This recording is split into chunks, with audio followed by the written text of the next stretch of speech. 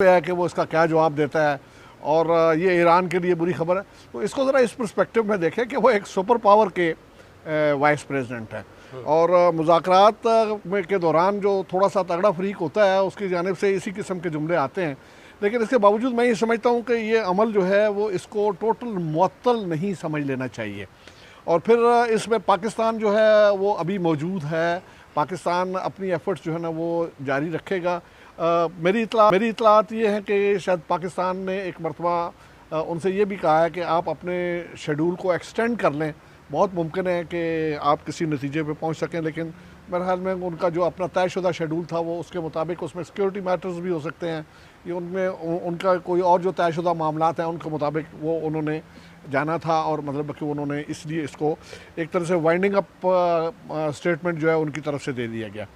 لیکن جب وہ یہ کہتے ہیں کہ ہم ابھی جواب سننے کے لیے تیار ہیں، تو اس کا مطلب یہ ہے کہ وہ کوئی اس کو سٹینڈ آف کی شکل نہیں سمجھا جانا چاہیے. لیکن البتہ یہ ضرور ہے کہ لوگوں کی توقعات یہی تھیں کہ اب پاکستان کی ایفرٹ سے وہ دو فریقین جو ایک دوسرے کے بہت شدت کے ساتھ ایک دوسرے کے ساتھ جھگڑا کر رہے تھے، لڑائی کر رہے تھے، اور مطلب کہ اس میں سب سے زیادہ خوفناک جو ہے وہ پریزیڈنٹ ٹرمپ کا وہ بیان تھا جس میں انہوں نے یہ کہا تھا کہ آج رات ایک سویلائزیشن جو ہے نا وہ اب موجود نہیں رہے گی.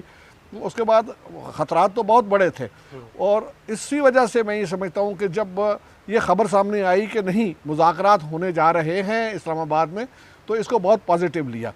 میرا خیال ہے کہ وہ پازیٹیوٹی ابھی بھی پرویل کرتی ہے، لیکن اس بات کو سمجھنے کی ضرورت ہے کہ یہ جو اختلافی نوٹ ہے یا جو اختلافی معاملات ان کے ہیں وہ اتنے شدید ہیں کہ وہ اتنی جلدی ان کی ریزولوشن جو ہے وہ ممکن نہیں.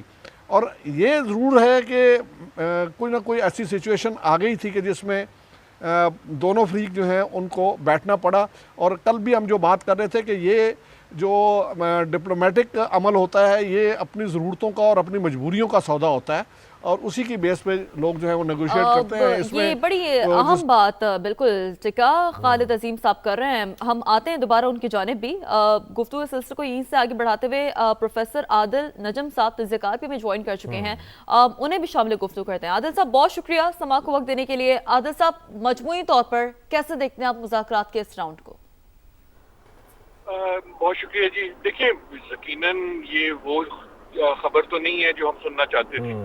ہماری ساروں کی تو دعا اور خواہش یہ تھی کہ کسی نہ کسی قسم کی ریزولوشن ہوگی اور جو سیز فائر ہے وہ اصل جنگ بندی میں تبدیل ہو جائے گا.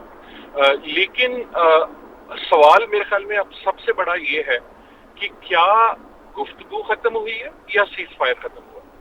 ابھی سے کچھ دیر بعد جب ایرانی مندوب اپنی پریس کانفرنس کریں گے تو میرے خیال میں ہمیں اس کی ایک اور جھلک ملے گی.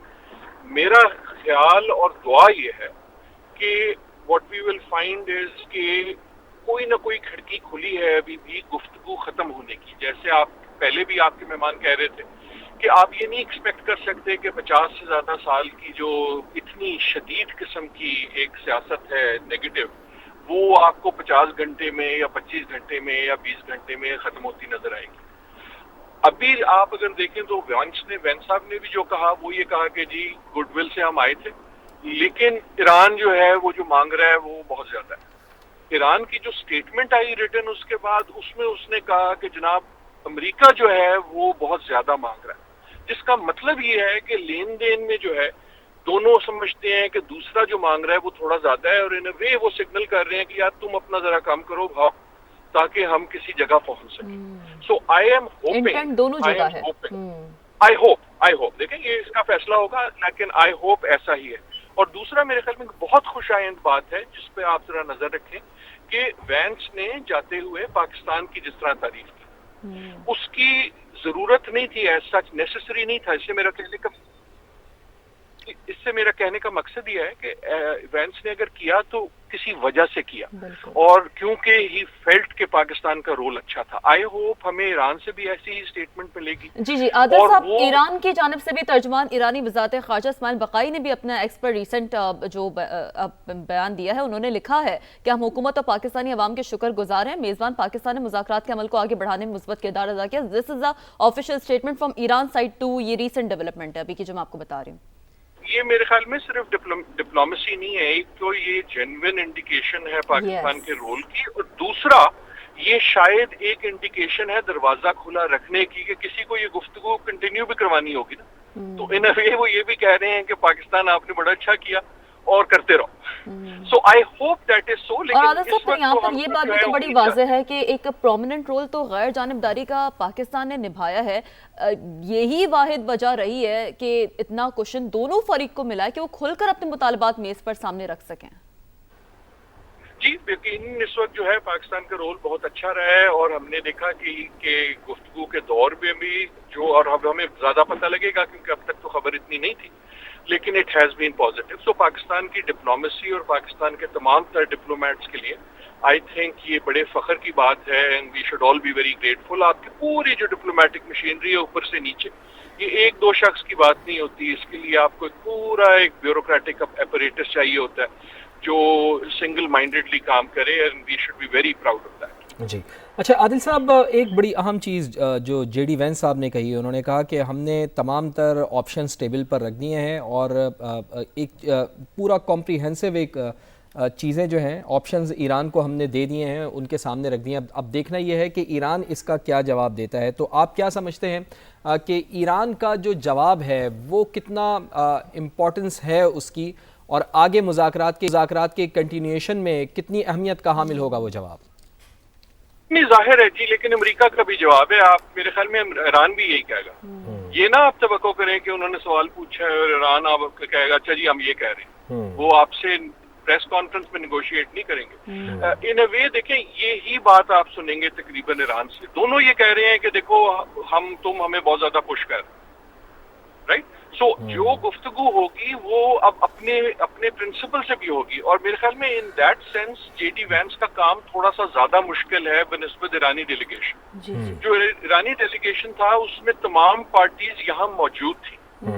जो आप देखें ना, जेडी वैंस उनके साथ कुशनर साहब थे और विटकॉफ साहब थे, जो एक तरह से प्रो इजराइल धड़े की नुमाइंदगी कर रहे थे।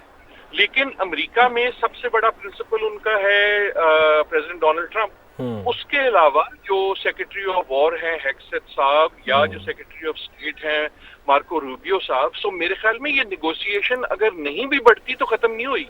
लेकिन आप जाके जो वैंस साहब हैं वो जहाज पे या बाद में जाके एक ब्रीफिंग देंगे, उनसे सवाल होंगे, उनसे सवाल पूछेंगे, क्योंकि उन्होंने अपनी साइड को भी तो कन्विंस करना है ना।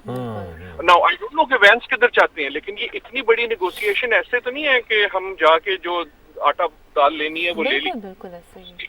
उसके बाद ही will have to convince his team and come back. So उम्मीद ये है कि this is not an end to the negotiation, this is an end to this round. अब दुआ ये है कि कोई ऐसी चीज हम ना सुने कि अगर सीज फायर टूट जाता है और आपको इस किस्म की मिलिट्री चीज मिलती है। एक इजाजत दीजिएगा जुमले की कि उसमें जो सबसे बड़ा हमारा डर है वही है जो पहले था, दैट इज रोल रहा है पाकिस्तान का। बहुत शुक्रिया डॉक्टर आदिल साहब हमारे साथ मौजूद थे। बड़ा मुफस्सिल अंदाज में जो पाकिस्तान का रोल रहा है मजबूरी तौर पर उस पर उन्होंने बात की है।